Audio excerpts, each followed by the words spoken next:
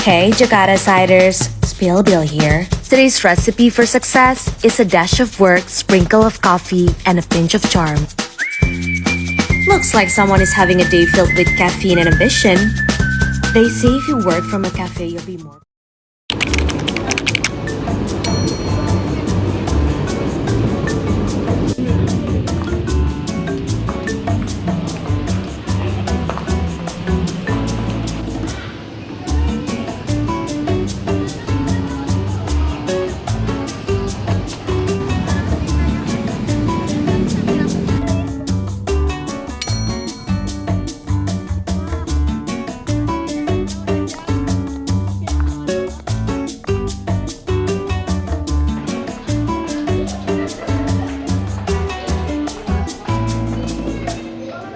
Assalamualaikum warahmatullahi wabarakatuh.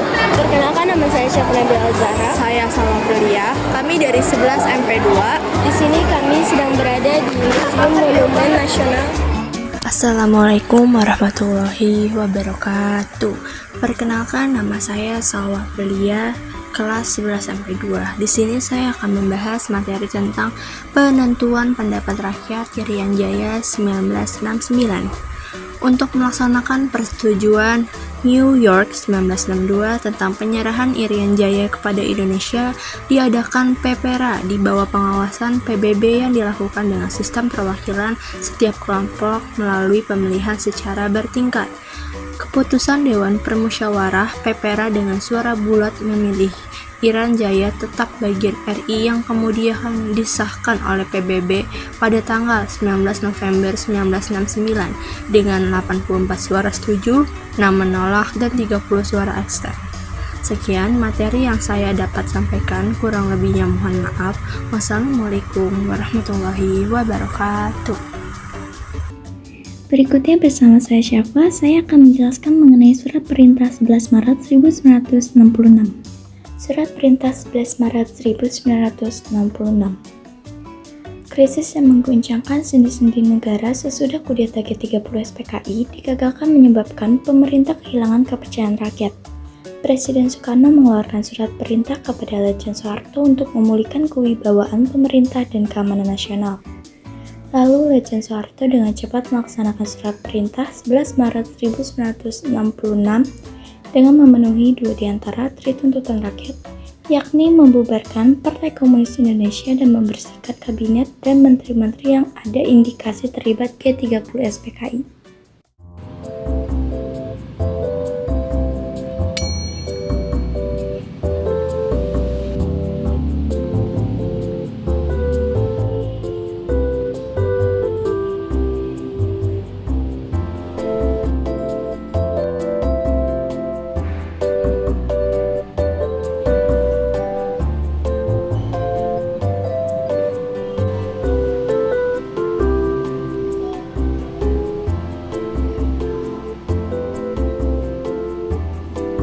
Assalamualaikum warahmatullahi wabarakatuh. Perkenalkan, saya Nova Bilian Mawadah. Saya Nabila Julitasari. Kami dari 11 MP2 sekarang sedang berada di Museum Joang 45.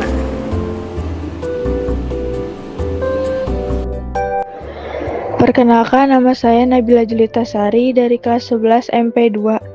Di sini berjudul Kapal Perang Amerika Serikat USS Renville atau miniatur. Perundingan antara delegasi Indonesia dan delegasi Belanda di kapal Amerika bernama Renville, tanggal 8 Desember 1947.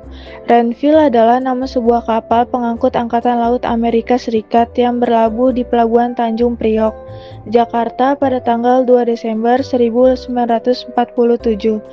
Di atas geladak kapal ini dilakukan perundingan antara Indonesia dan Belanda, yang kemudian menghasilkan naskah persetujuan yang dikenal sebagai Persetujuan Renville.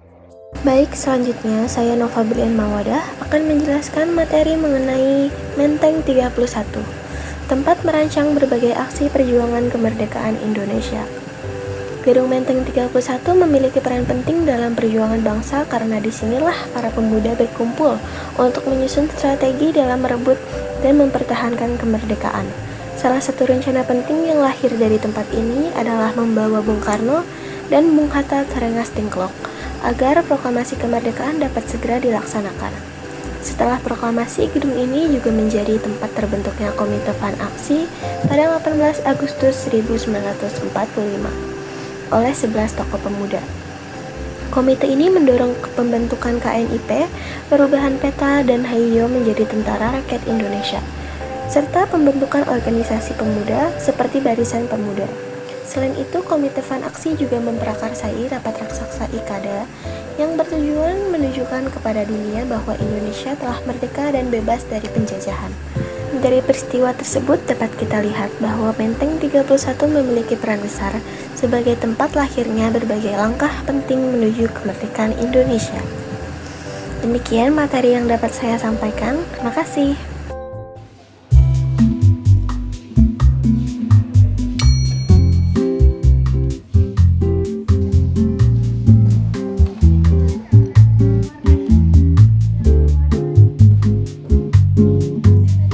Assalamualaikum warahmatullahi wabarakatuh. Perkenalkan, nama saya Dian Agustin Fajarina. Nama saya Kalisa Najlah Firdaus. Kami dari 11 MP2. Di sini kita lagi di Museum Perumusan Naskah Proklamasi. Saya Dan Agustin. Di sini saya akan menjelaskan pengetikan dan penandatanganan naskah proklamasi. Setelah konsep naskah disusun oleh Bung Karno, Bung Hatta, dan Ahmad Subarjo, lalu disetujui oleh para hadirin. Bung Karno meminta Sayuti Melik untuk mengetik naskah tersebut. Proses pengetikan dilakukan di ruang bawah dekat dapur dengan ditemani oleh Burhanuddin Muhammadiyah. Saat mengetik, Sayuti Melik melakukan beberapa perubahan kata, seperti mengganti kata tempo menjadi tempo, serta wakil-wakil bangsa Indonesia menjadi atas nama bangsa Indonesia. Setelah selesai diketik, naskah langsung dibawa kembali untuk ditandatangani oleh Bung Karno dan Bung Hatta. Penandatanganan dilakukan di atas sebuah piano yang berada di bawah tangga ruangan.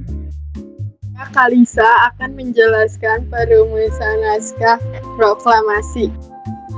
Perumusan naskah proklamasi menjelang dini hari sekitar pukul 3 WIB tanggal 17 Agustus 1945, Bung Karno, Bung Hatta, dan Ahmad Subarjo memasuki ruang makan. Mereka duduk mengitari meja panjang. Bung Karno mulai mempersiapkan draft naskah proklamasi, sedangkan Bung Hatta dan Ahmad Subarjo menyumbangkan pikiran secara lisan.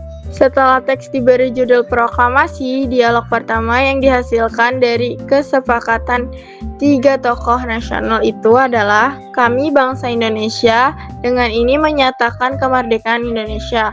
Kemudian kalimat kedua ditambah oleh Bung Hatta berupa pernyataan mengenai pengalihan kekuasaan.